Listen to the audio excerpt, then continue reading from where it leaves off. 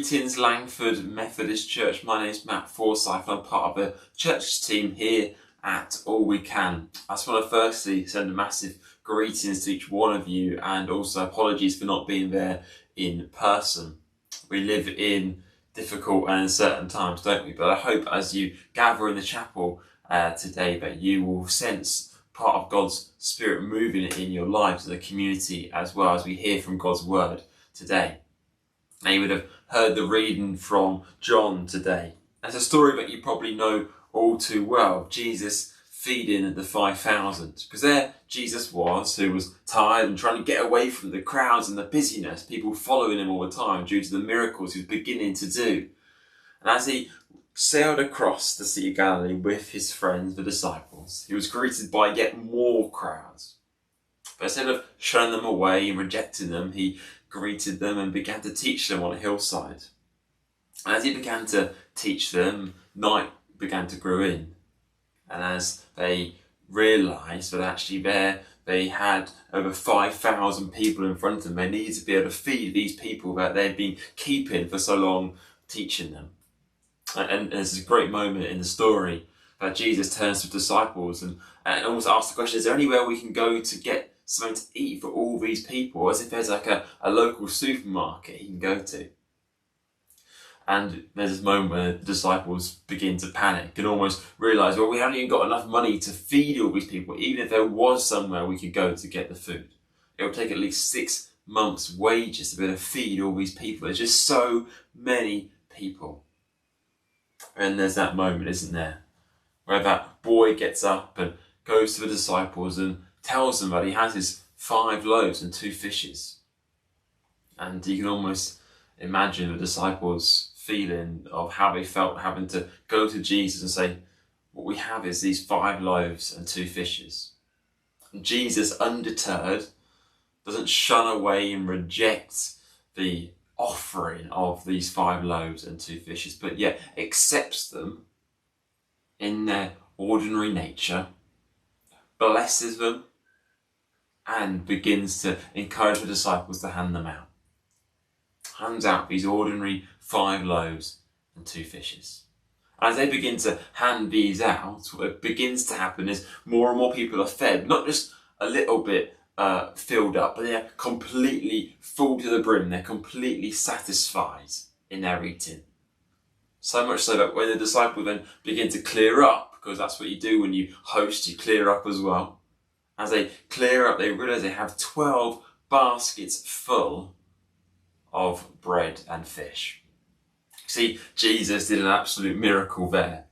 And taking what was ordinary, which was the 5 loaves and 2 fishes, and did something extraordinary.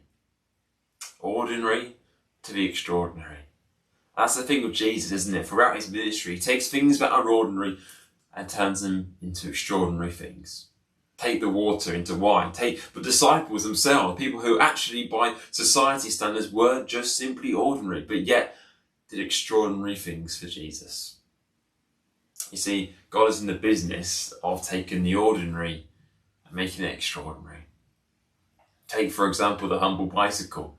The bicycle is just simply a tool of transportation so much in our lives. It's simply a leisure activity that we use at our own delight often. But actually, the bicycle in Uganda is a tool of transformation. You see, the bicycle in the community of Butagaya, which is a location in which All We Can's partner Fabio works in Uganda, are using the bicycle simply not just as a tool of transportation, but as a tool of transformation. You see, God is still in the business of taking what seems ordinary and makes it extraordinary. I want to encourage you in a few moments' time to watch this film produced by the All We Can team. There you're going to hear more about how this ordinary bicycle truly has extraordinary potential if we put it into the right hands. So I want to encourage you to join this journey this year as a part of the All We Can movement. Join us, see how you, by giving maybe just £6 a month in the next year, can turn something that is ordinary, the bicycle, and make it extraordinary. Help lift and break the cycle of poverty for another family, another part of the community of Butagaya in Uganda. You see, God is in the business of taking those that are ordinary and making them extraordinary. Those things that are ordinary and making them extraordinary. I want to encourage you to reevaluate, relook at aspects of your life and see how God can take the ordinary and make it extraordinary.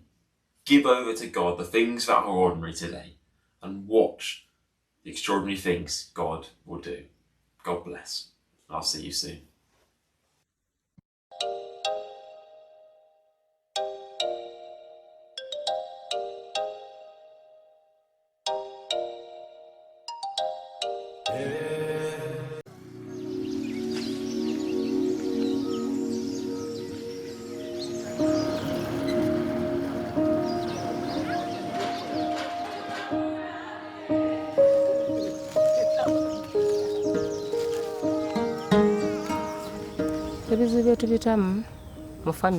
Our biggest challenge is we take care of my elderly mother and 7 grandchildren. It costs a lot and our income is very small.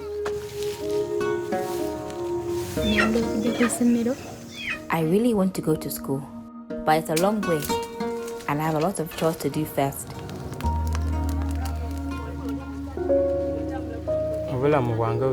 Life has been very hard because I'm a differently able person and I am struggling to support my family.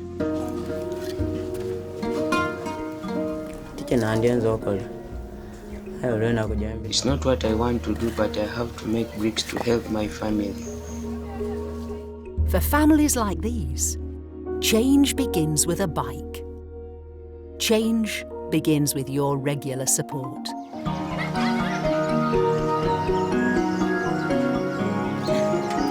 For Moses' son Ariel, having a bike means freedom.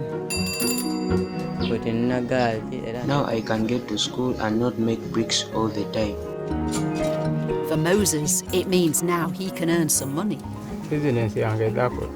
My bicycle repair business will grow and I'll be able to feed my family.